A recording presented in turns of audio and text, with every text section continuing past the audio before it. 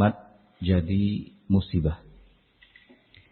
Ini adalah sebuah pengingat bagi kita semua bahwa nikmat itu harus dijaga. Jangan sampai nikmat yang kita rasakan justru malah menjadi petaka. Waliyadzubillah. Dan perlu untuk kita ketahui bersama bahwa ketika Allah Subhanahu wa ta'ala menciptakan kita sebagai manusia, menciptakan binatang, menciptakan tumbuh-tumbuhan, menciptakan jin, menciptakan malaikat, menciptakan segala sesuatu yang ada di langit dan di bumi, maka Allah berikan kepada seluruh makhluk ciptaannya itu kenikmatan. Dan ini sebagai bentuk perhatian dan pemeliharaan Allah terhadap makhluk-makhluk ciptaannya. Oleh karena itu, Allah Subhanahu wa ta'ala adalah satu-satunya zat yang patut mendapatkan pujian yang sempurna dari kita. Alhamdulillahi Rabbil Alamin. Segala puji bagi Allah, Rabb semesta alam. Allah Subhanahu wa ta'ala juga menyatakan, wa asbagha 'alaikum ni'amahu zahiratan wa batinah. Dialah Allah Subhanahu wa ta'ala yang telah menganugerahkan kepada kalian semua seluruh nikmat-nikmatnya. Zahiratan wa batinah, baik yang nampak maupun yang tidak nampak. Enggak terhitung seberapa banyak, seberapa besar nikmat yang Allah Subhanahu wa ta'ala anugerahkan kepada makhluk-makhluknya termasuk kita. Di Quran surat An-Nahl ayat 18, Allah Subhanahu wa ta'ala berfirman, wa in ta'uddu ni'matallah la tuhsuha. Innallaha laghafurur rahim. Jika kalian hendak menghitung nikmat-nikmat Allah, niscaya kalian tidak akan dapat melakukannya. Sesungguhnya Allah Subhanahu wa ta'ala benar-benar zat yang maha mengampuni dan maha menyayangi. Kemudian hal yang sama Allah sampaikan di surat Ibrahim ayat yang ke-34.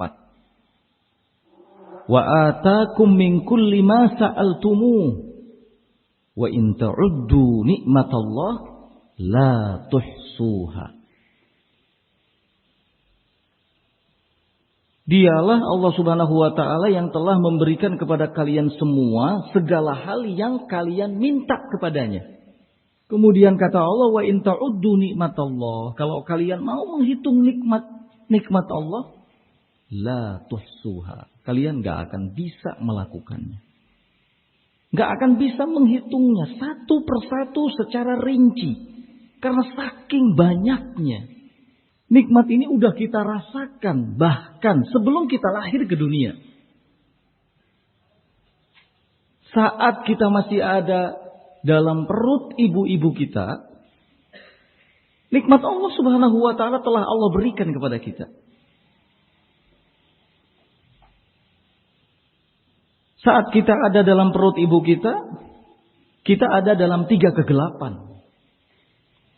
Gak ada seorang pun yang bisa memberikan sesuatu kepada kita kecuali Allah. Kita sudah hidup dalam perut ibu kita. Kemudian kita lahir. Coba bayangkan berapa banyak nikmat yang Allah Subhanahu wa ta'ala berikan kepada kita.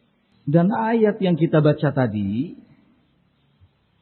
ini sesungguhnya mengandung seruan dari Allah agar kita merenung, agar kita berpikir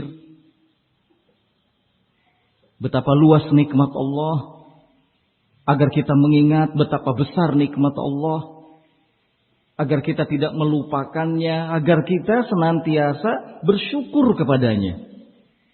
Jadi bukan hanya sekedar pemberitahuan, tapi di situ mengandung seruan dari Allah. Supaya kita berpikir, merenung, mengingat, tidak melupakan, dan selalu bersyukur. Fadhkuruni azkurkum, washkuruli wala takfurun. Di surat Al-Baqarah 152. Fadhkuruni azkurkum. Ingatlah oleh kalian aku, kata Allah. Niscaya aku akan mengingat kalian. Washkuruli, dan bersyukurlah kalian kepadaku. Wala takfurun, dan jangan sekali-kali melakukan kekufuran. La in syakartum la azidannakum wa la in kafartum inna adabi lasyadid. Kalau kalian bersyukur, akan aku tambahkan nikmatku kepada kalian. Tetapi kalau kalian kufur, maka ketahuilah bahwa azabku sangat keras. Jangan coba-coba abai terhadap nikmat Allah. Jangan coba-coba tidak perhatian terhadap nikmat Allah. Jangan coba-coba melupakannya. Jangan coba-coba mengkufurinya. Karena bisa saja nikmat itu hilang dari kita. Andai Allah Subhanahu wa ta'ala memutus rahmatnya untuk kita, walau sebentar, kita gak akan pernah bisa hidup. Kita gak akan pernah bisa hidup. Rahmat Allah ini setiap saat terus turun, tatsra, tanpa henti. Dan kita rasakan. Bayangkan kalau seandainya rahmat Allah itu Allah putus sebentar saja. Ma'ishna, kita tidak akan pernah bisa hidup. Ikhwati fillah rahimani wa rahimakumullah. Rasulullah adalah sosok panutan kita. Manusia yang paling bersyukur kepada Allah atas segala nikmat yang telah diberikannya kepada beliau. Namun demikian ternyata beliau Shallallahu Alaihi Wasallam sangat khawatir kalau nikmat-nikmat tersebut hilang. Lihat, beliau khawatir kalau seandainya nikmat-nikmat yang Allah berikan kepadanya itu hilang, padahal beliau adalah orang yang paling bersyukur secara mutlak, paling bersyukur kepada Allah, tapi takut hilang nikmat. Sekarang tinggal kita coba introspeksi sejauh mana sih rasa syukur kita kepada Allah atas nikmat yang telah diberikannya. Sering sekali kita mengeluh, sering sekali kita merasa kecewa ketika tidak mendapatkan sesuatu. Sering sekali kita menampakkan kemarahan saat apa yang ingin kita gapai tidak bisa kita gapai secara sempurna. Lupa bersyukur kepada Allah. Ketika Allah berikan segala-galanya kepada kita, lupa. Rasulullah Shallallahu Alaihi Wasallam sekali lagi sangat khawatir bila nikmat yang Allah berikan kepadanya hilang. Dan beliau sangat khawatir kalau seandainya nikmat itu kemudian berubah menjadi musibah. Beliau berdoa kepada Allah Subhanahu wa ta'ala. Allahumma inni a'udzubika min zawali ni'matika wa tahawuli afiyatika wa fujaati nikmatika wa jami' sakhatika. Ya Allah, aku berlindung kepadamu min zawali ni'matika, dari hilangnya nikmat-nikmat yang telah Engkau anugerahkan. Dan aku berlindung kepadamu dari berubahnya kesehatan, keselamatan yang telah Engkau berikan. Aku berlindung kepadamu dari siksamu yang datang secara tiba-tiba. Dan aku berlindung kepadamu dari segala kemurkaanmu. Ini kalimat-kalimat doa yang diucapkan oleh Nabi Sallallahu Alaihi Wasallam. Ingat sekali lagi, beliau adalah manusia yang paling bersyukur kepada Allah. Dan rasa syukurnya bahkan ditampakkan melalui ibadah. Seperti saat beliau beribadah, melakukan salat, sampai nampak kedua kakinya bengkak. Aisyah radhiyallahu taala anha bertanya kepada beliau, mengapa sampai sedemikian rupa? Bukankah engkau hamba yang diampuni segala dosa-dosa? Apa jawaban beliau? Afala akunu abdan syakura. Apakah tidak boleh aku menjadi hamba yang bersyukur? Ikhwati fillah rahimani wa rahimakumullah, Rasul sallallahu alaihi wa ala alihi wasallam melalui doa yang dipanjatkannya tadi kepada Allah sesungguhnya mengingatkan kepada kita bahwa bisa saja nikmat itu akan hilang, bisa saja nikmat itu akan berubah. Yang tadinya nyaman, tentram, jadi penuh dengan serba ketakutan. Yang tadinya diberikan kesehatan, justru malah selalu ditimpa rasa sakit.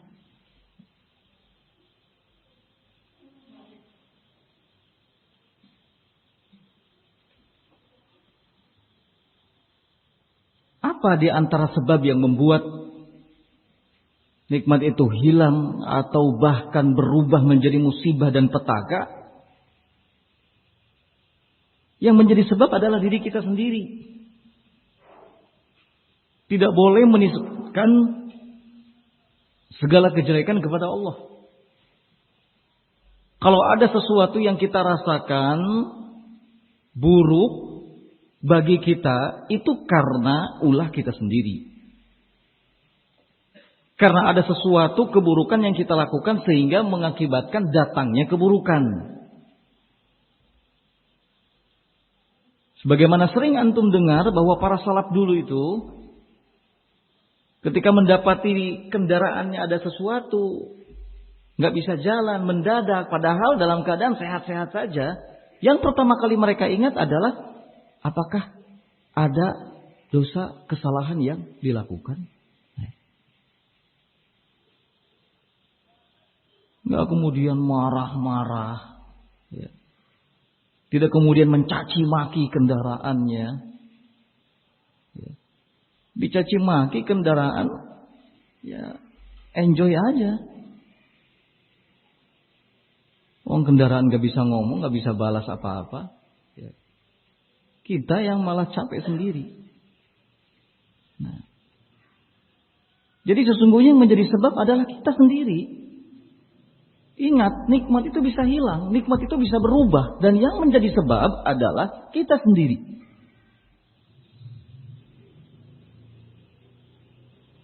Allah subhanahu wa ta'ala menyatakan dalam firman-Nya, innallaha lam yakum mughayyiran ni'matan an'amaha ala qaumin hatta yughayyiru ma bi anfusihim.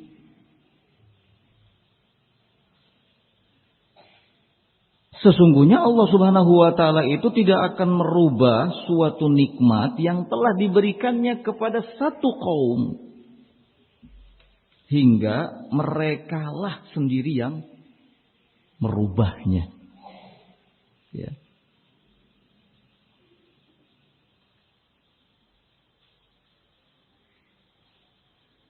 Ikhwati fillah rahimani wa rahimakumullah.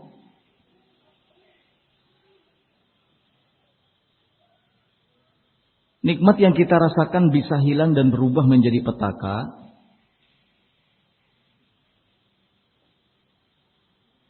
Oleh karena di antaranya satu, nikmat Allah itu tidak membuat kita semakin mendekatkan diri kepadanya. Dulu dikatakan kullu ni'matin la tuqarribu minallah fahiya baliyatun. Dulu dikatakan oleh salah seorang salaf, bahwa kullu ni'matin la tuqarribu minallah fahiya baliyatun. Setiap nikmat yang tidak dapat mendekatkan diri kepada Allah, maka itu musibah, bencana, petaka.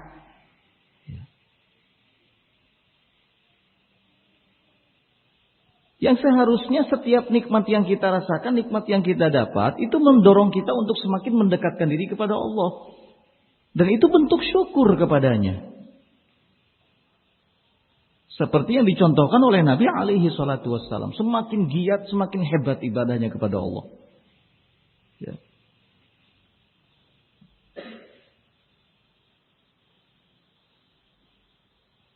Yang kedua, nikmat yang Allah berikan tidak membuat kita bersyukur kepadanya.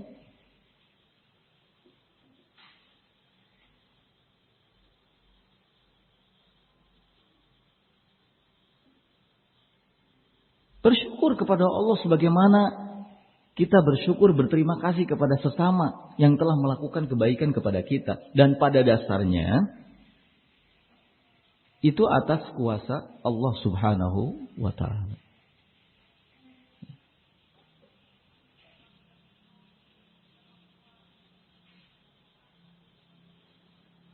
Ada orang yang memberikan sesuatu kepada kita.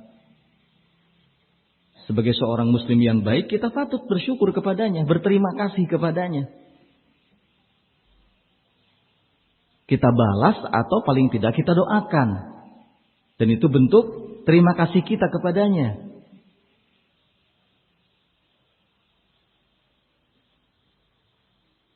Dan kita harus sadar bahwa sesungguhnya yang ada di balik semua itu adalah Allah subhanahu wa ta'ala. Allah menyampaikan nikmatnya kepada kita melalui seseorang yang memberikan sesuatu kepada kita. Wa ma bikum min ni'matin faminallah. Nikmat apapun yang kalian rasakan, yang kalian terima, itu datang dari sisi Allah subhanahu wa ta'ala. Wa in ta'azzana rabbukum la in syakartum la azidannakum. Dan ingatlah ketika Allah mengumumkan kepada kalian, la in syakartum la azidannakum wa la in kafartum inna azabi lasyadid. Jika kalian bersyukur, maka aku akan tambahkan kepada kalian nikmatku. Namun jika kalian kufur, maka sesungguhnya azabku sangat keras.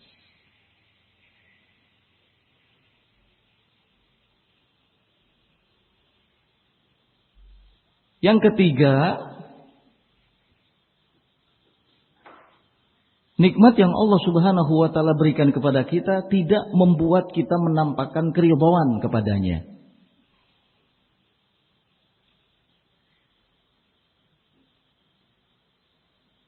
Harusnya sebagai seorang muslim yang baik selalu ridha, sabar.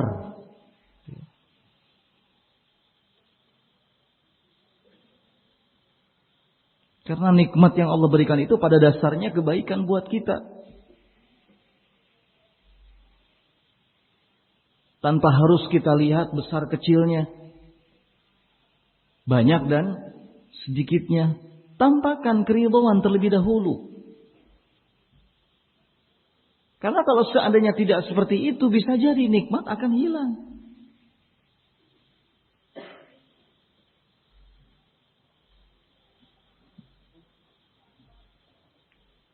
Kemudian berikutnya yang keempat adalah al-ma'asi wa dzunub.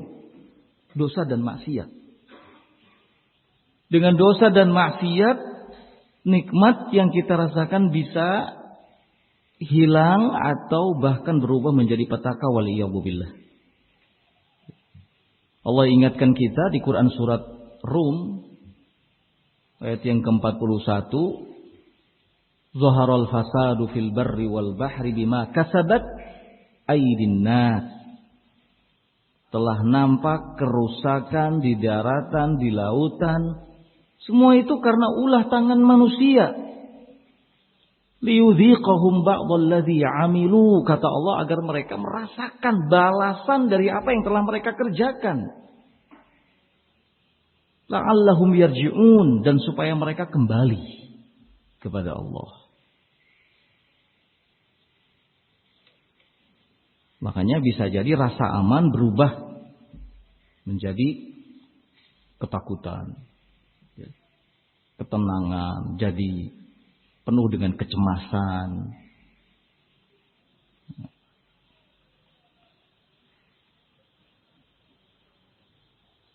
Kenyamanan berubah jadi mencekam. Segala kerusakan, segala hal yang tidak kita sukai, segala hal yang tidak kita harapkan terjadi di daratan, di lautan, semua akibat dari ulah tangan kita sendiri. Dan itu sebagai bentuk hukuman dari apa yang kita perbuat. Supaya kita mau kembali kepada Allah Subhanahu wa ta'ala.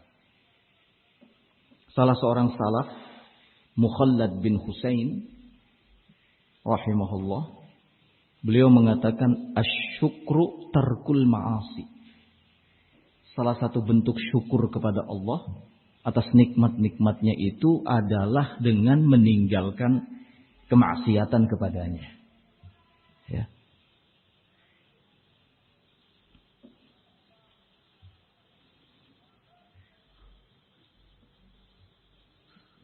Kemudian berikutnya, ikhwati fillah rahimani wa rahimakumullah, yang kelima adalah menyandarkan nikmat kepada selain Allah.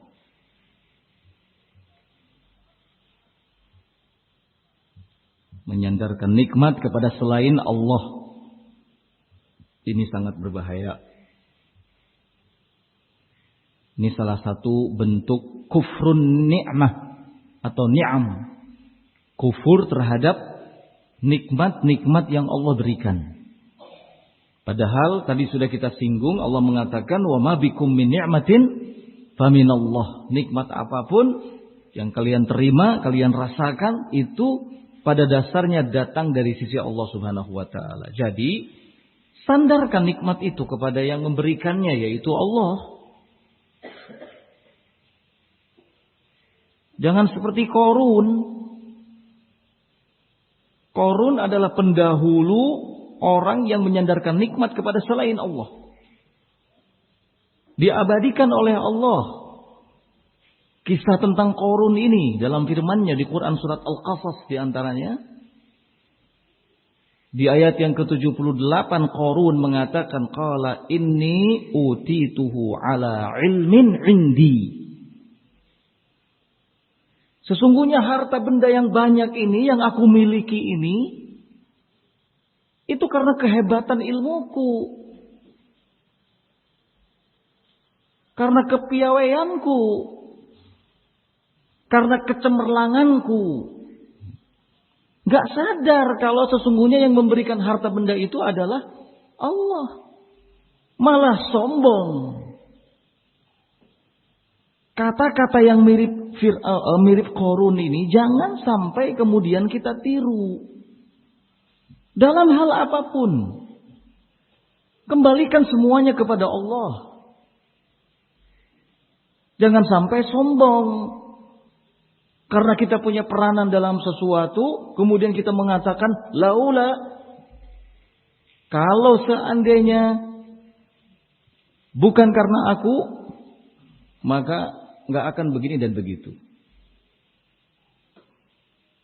Semua ini karena kehebatanku.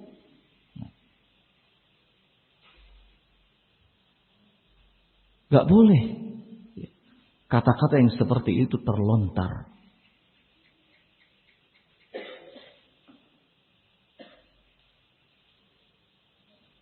Kalau bukan karena aku yang mengerjakannya, wah ini bisa kacau.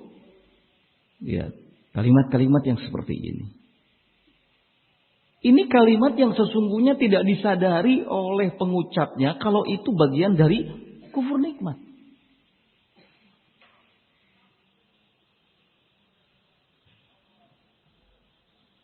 Harusnya laulallah, kalau bukan karena Allah. Karena Allah yang menguasakan. Allah yang memberi kekuatan, Allah yang memberi taufik. Jangan kemudian sombong. Nikmat bisa dicabut. Nikmat bisa berubah jadi musibah. Yang tadinya adem, ayem jadi kacau. Karena ada kata-kata yang membahayakan ini. Ya. Menjadi sebab munculnya sekian banyak kekacauan, kerusuhan, ya, ketidaknyamanan. Nah.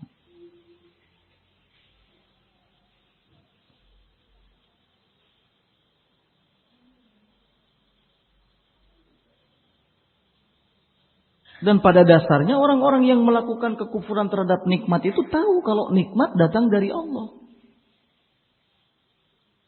Ya'rifuna nikmatallah thumma yunkirunaha. Mereka tahu itu adalah nikmat dari Allah, tapi kemudian mereka mengingkarinya. Menisbatkan kepada kehebatan dirinya, menisbatkan kepada nasabnya, keluarganya, keilmuannya, usahanya, upayanya. Padahal semua itu bukan segala-galanya.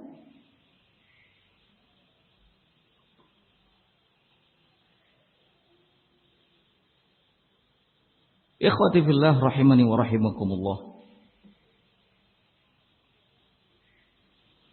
Kalau bicara soal nikmat, maka seperti yang kita sampaikan di awal tadi, itu banyak sekali. Nikmat duniawi, nikmat ukhrawi. Dan nikmat ukhrawi ini nikmat yang hakiki. Nikmat duniawi itu nikmat majazi. Dan kita tahu bahwa di antara sekian banyak nikmat, yang paling agungnya adalah nikmat Islam, nikmat sunnah. Nikmat Islam, nikmat sunnah masuk dalam kategori nikmat hakiki. Karena yang disebut dengan nikmat hakiki itu adalah segala sesuatu yang bisa menyampaikan kebahagiaan di akhirat. Atau yang bisa mengantarkan kepada kebahagiaan di akhirat. Itu namanya nikmat hakiki. Islam, sunnah, itu nikmat hakiki. Nikmat yang sesungguhnya. Nikmat yang abadi. Ya.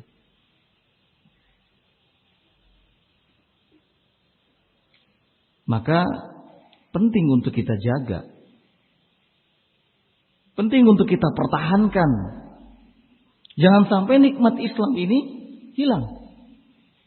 Jangan sampai nikmat sunnah ini lepas dari kita.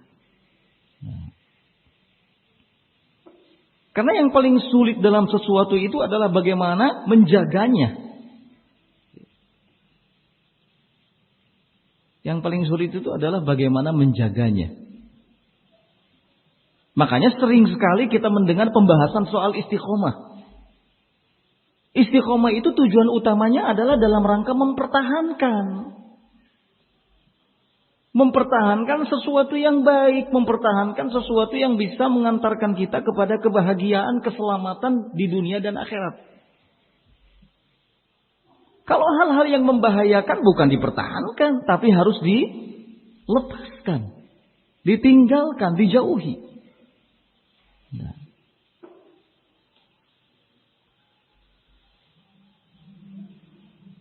Jaga nikmat Islam, jaga nikmat sunnah. Jangan melakukan segala sesuatu yang justru merugikan keislaman kita. Justru membahayakan keislaman kita. Jangan melakukan segala sesuatu yang justru bertolak belakang dengan ajaran sunnah. Kalau kita melakukan satu saja hal yang termasuk bertolak belakang dengan sunnah, maka akan ada hal-hal lain yang juga kita lakukan. Semakin banyak kita melakukan hal-hal yang bertolak belakang dengan sunnah, maka akan semakin banyak sunnah yang kita tinggalkan, waliyadzubillah. Hingga akhirnya binasa kita. Berubah nikmat jadi petaka. Ya. Ikhwati fillah rahimani wa rahimakumullah. Termasuk anugerah yang Allah Subhanahu wa taala berikan kepada kita adalah Allah memberikan taufik.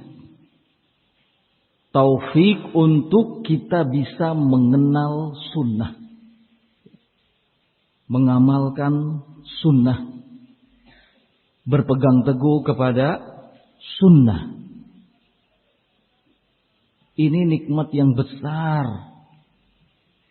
Nikmat yang berhak untuk kita selalu syukuri dan selalu kita ingat.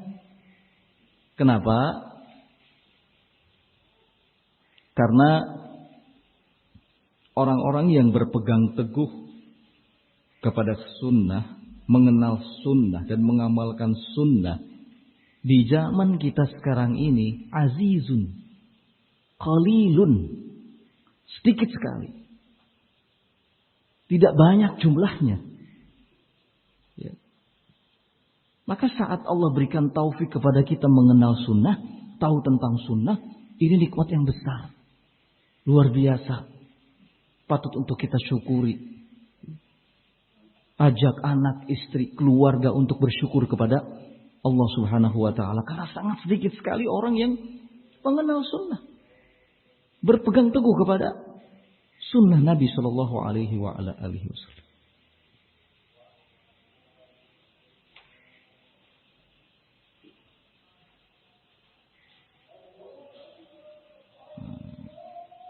Mungkin adzan terlebih dahulu, nanti dilanjut setelah adzan.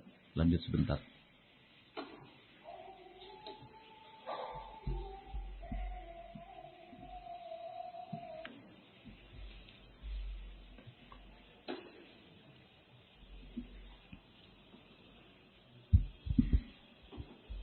Ikhwati fillah rahimani wa rahimakumullah. Orang yang berpegang teguh kepada sunnah dan mengamalkan sunnah, atau katakanlah ahlus sunnah di zaman ini, itu dianggap asing. Sebabnya adalah karena ajaran sunnah dianggap asing.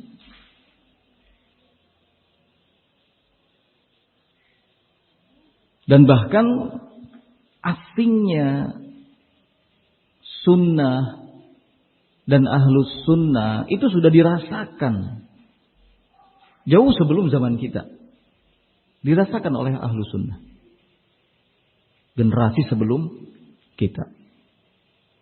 Seperti pernyataan Imam Sufyan Ats-Tsauri rahimahullahu ta'ala.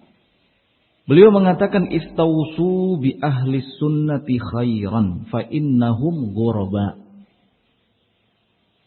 Istausu bi ahli sunnati khairan fa innahum ghuraba. Sampaikanlah pesan kepada ahlus sunnah berupa kebaikan. Fa innahum ghuraba, karena sesungguhnya mereka itu orang-orang yang dianggap asing.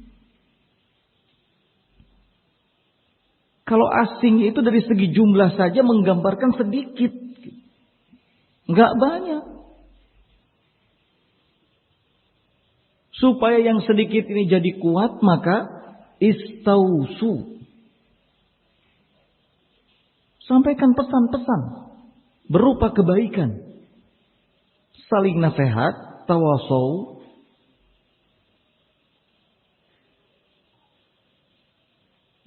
Bekerja sama yang baik, ta'awun.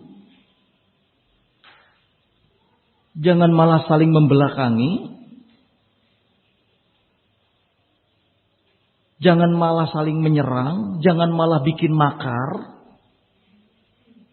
kepada teman sendiri, kepada sesama ahlu sunnah. Itu hal yang gak pantas. Ahlu sunnah itu ghuraba, asing. Yang harus dilakukan adalah seperti yang dikatakan oleh Imam Sufyan Ats-Tsauri, istausu bi ahli sunnati khairan. Sampaikan pesan-pesan yang baik.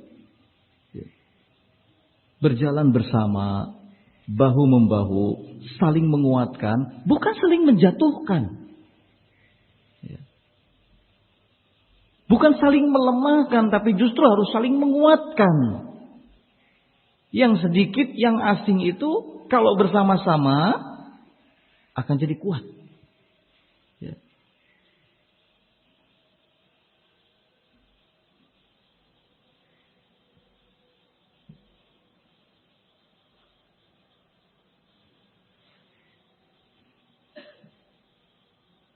Seratus orang yang sabar dari kalangan kalian, kata Allah, yaglibu mi'atain. Bisa mengalahkan 200 orang-orang kafir.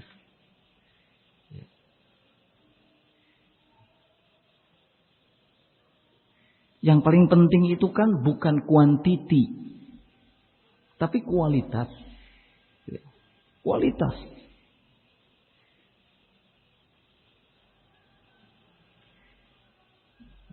Wala tanaza'u fatafshalu wa tadhhaba rihukum, kata Allah. Janganlah kalian berselisih. Fatafshalu, karena kalian akan gagal. Wa tadhhaba rihukum, kekuatan kalian akan hilang. Cobalah berpikir, cobalah merenung. Mendapatkan nikmat berupa sunnah, mengenal sunnah, itu hal yang paling berharga dalam hidup. Karena gak semua orang mendapatkannya. Maka ini harus kita jaga. Jangan karena ada sesuatu, malah kemudian saling melemahkan. Pada akhirnya, bisa jadi nikmat yang telah Allah berikan itu akan berubah.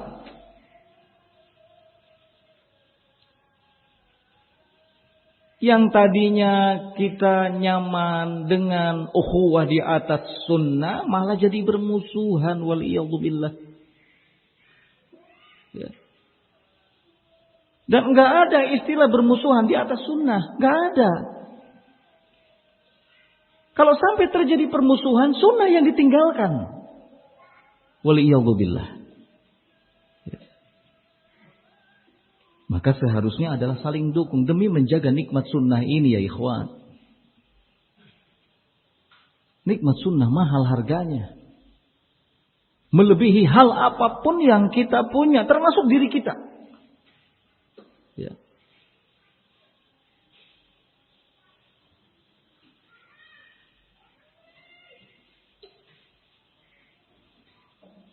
Ikhwati fillah rahimani wa rahimakumullah.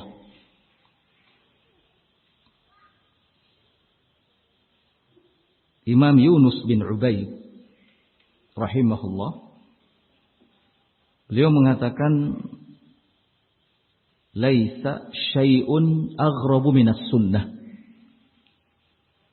wa aghrabu minha man ya'rifuha. Tidak ada sesuatu pun yang lebih asing, yang lebih tidak dikenal dibandingkan dengan sunnah. Tetapi lebih asing lagi man ya'rifuha, orang yang mengenalnya. Ya. Dikatakan asing sekali lagi karena sedikit.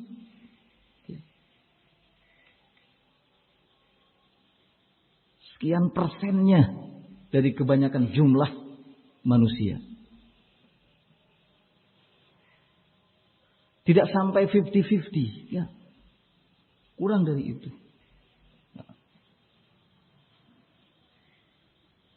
Ini hal yang penting untuk kita sadari, supaya kita semua bersama-sama menjaga nikmat ini. Jangan sampai karena ulah kita sendiri, nikmat ini hilang, nikmat ini berubah jadi musibah. Waliyadzubillah. Wa a'zamul musibah, musibah yang paling besar itu adalah ad-dhalalah, kata Ibnu Qayyim, kesesatan. Kapan seseorang sesat? Ketika tidak di atas sunnah.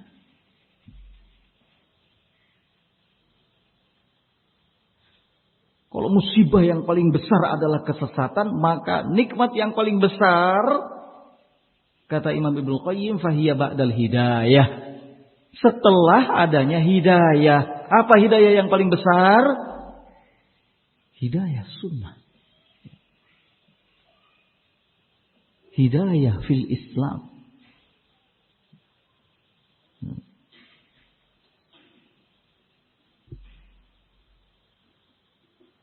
Ikhwati billah rahimani wa rahimakumullah. Meskipun ahlus sunnah itu asing, sedikit, ajaran sunnah juga tidak dikenal oleh banyak orang. Namun termasuk dari karunia Allah, tetap ada yang Allah berikan keistiqomahan kepadanya untuk bisa eksis di atas sunnah, menyampaikan syariat Allah sebagaimana yang dituntunkan oleh Rasulullah sallallahu alaihi wasallam, dan terus berusaha mengajak manusia kepada sunnah dan mewanti-wanti manusia daripada bahayanya bid'ah.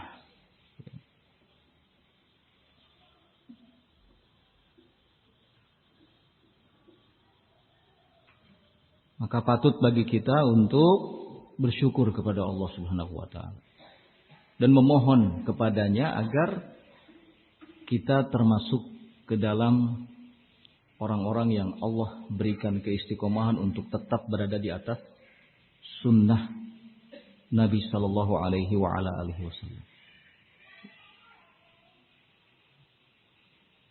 Tidak meninggalkan sunnah, tidak menjauh dari sunnah.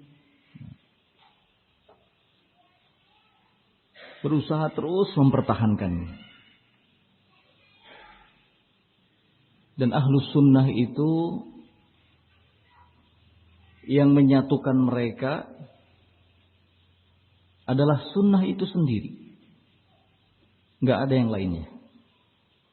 Sekali lagi, ahlus sunnah itu yang menyatukan mereka adalah sunnah itu sendiri. Nggak ada yang lainnya. Inilah yang membuat kuatnya persatuan mereka.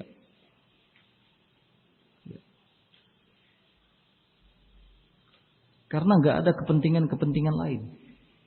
Murni disatukannya itu oleh sunnah. Walaupun mungkin secara jarak, secara tempat itu saling berjauhan.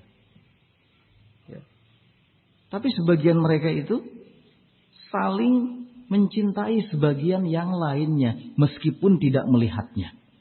Nggak pernah ketemu.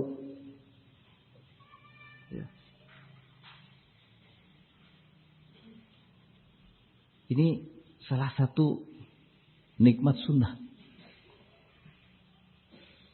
Patut untuk kita jaga.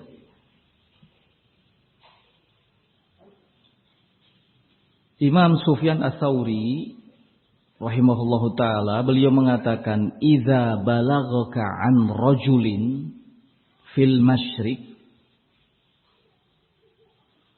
sahibus sunnah wa akharun fil maghrib fab'ath ilaihima assalam."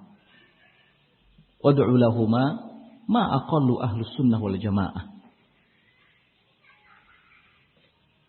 Kalau sampai suatu berita kepadamu tentang seorang laki-laki yang ada di timur dan dia merupakan ahlus sunnah, kemudian yang lainnya ada di barat juga ahlus sunnah, maka kirim kepada keduanya salam. Kirim kepada keduanya salam. Doakan keduanya. Lihat, ini bukti bahwa yang menyatukan ahlus sunnah itu adalah sunnah. Walaupun berjauhan tempatnya. Nah, karena itu, ketika Allah Subhanahu wa Ta'ala memudahkan kita semua untuk bisa berkumpul bersama di satu tempat, nyaman, tentram, tenang, kita menjalankan sunnah, ibadah sesuai dengan sunnah, ini nikmat yang besar yang perlu untuk kita jaga.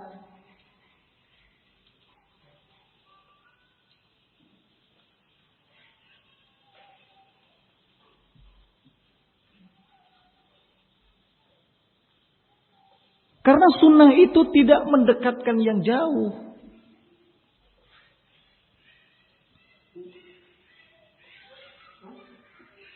Atau tidak menjauhkan yang dekat sunnah itu. Sunnah itu akan mendekatkan yang dekat, lebih dekat lagi.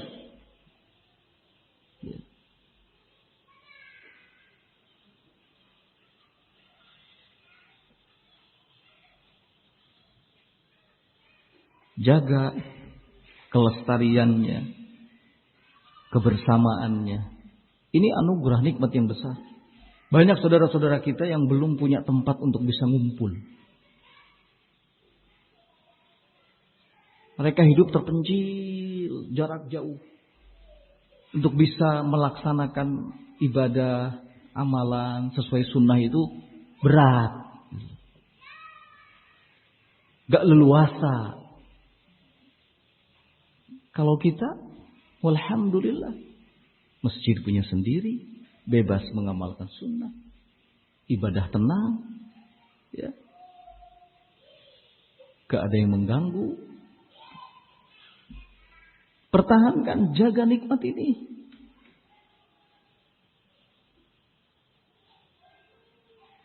Kesampingkan egois, kesampingkan ego, kesampingkan ambisi. Ambisi dunia, ambisi kedudukan, ambisi kepemimpinan, kesampingkan. Karena itu bukan tempatnya.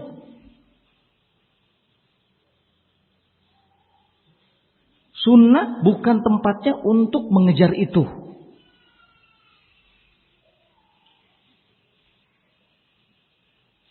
Sunnah itu menyatukan. Sunnah itu akan menciptakan kebersamaan. Sunnah itu akan membuat kesepahaman.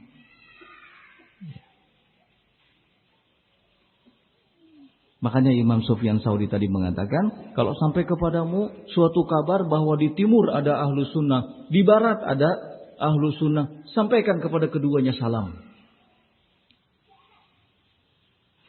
Doakan keduanya.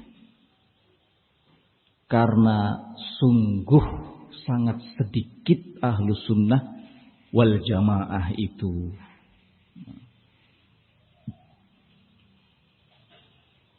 Karena sangat sedikit ketika mendengar, para salaf itu ketika mendengar ada satu orang dari kalangan ahlu sunnah yang meninggal dunia, terasa sedih. Ya. Sedih. Kehilangan betul. Seperti halnya Imam Ayyub As-Sikhtiyani dulu mengatakan, Inni ukhbaru bimautir rajul min ahli sunnah, wa ka'anni afqadu ba'dha a'dha'i. Saat aku diberitahu bahwa ada seseorang dari kalangan ahlu sunnah wal jamaah meninggal dunia, maka seolah-olah aku kehilangan sebagian dari anggota tubuhku. Subhanallah. Ya. Keberadaan satu orang saja di sisi kita yang merupakan ahlu sunnah, itu hal yang akan membuat kita senang. membuat kita gembira, membuat kita semangat. Padahal cuma 1 orang. Rasanya seperti 200 orang atau 10 orang. Kalau 200 terlalu berlebihan. Ya. Rasanya seperti itu.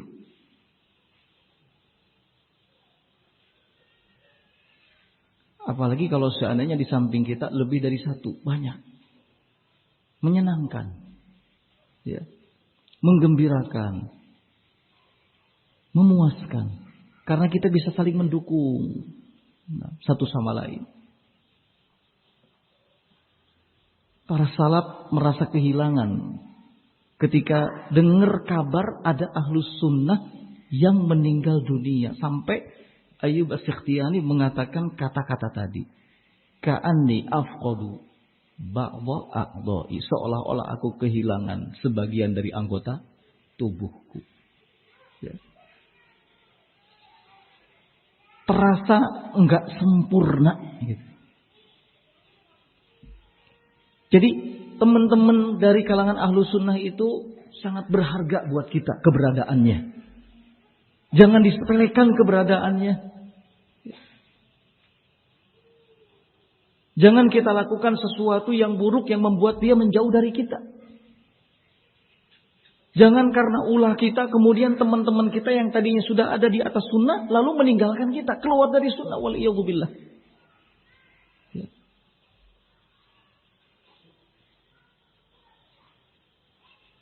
Kita ini semua bersahabat, kita ini semua berkawan.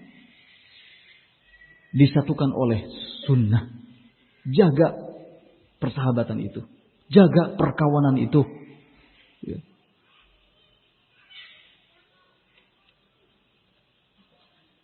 Mau cari apa sih di dalam sunnah? Mau cari dunia? Antum gak akan pernah mendapatkannya. Mau cari apa di dalam sunnah? Mau cari kedudukan? Bukan tempatnya. Salah alamat antum. Mau cari kekuasaan? Lebih-lebih salah alamat antum. Yang kita cari dalam sunnah ini adalah ridho Allah. Keselamatan di dunia dan akhirat. Supaya tidak tersesat di dunia dan tidak celaka di akhirat. Itu. Ya.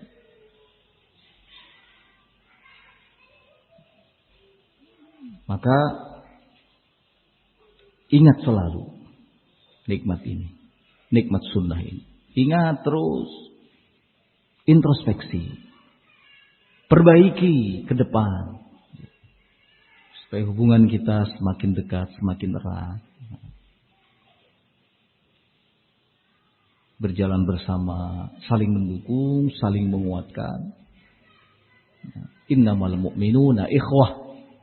Sungguhnya hanyalah orang-orang yang beriman yang mampu mewujudkan persaudaraan. Ya. Kalau persaudaraan itu dibangun di atas keimanan, ketakwaan, di atas sunnah, ini akan abadi sampai hari kiamat nanti. Bermanfaat sekali buat kita. Maka jaga sunnah jangan sampai hilang dari kita. Jaga semua nikmat jangan sampai berubah menjadi musibah waliyadzubillah. Ikhwati fillah rahimani wa rahimakumullah. Nampaknya itu yang dapat saya sampaikan pada kesempatan kali ini. Kurang dan lebihnya mohon dimaafkan. Wallahu ta'ala a'lam bissawab. Subhanakallahumma wa bihamdik. Asyhadu an la ilaha illa anta. Astaghfiruka wa atubu ilaik. Walhamdulillahi rabbil alamin. Wassalamualaikum warahmatullahi wabarakatuh.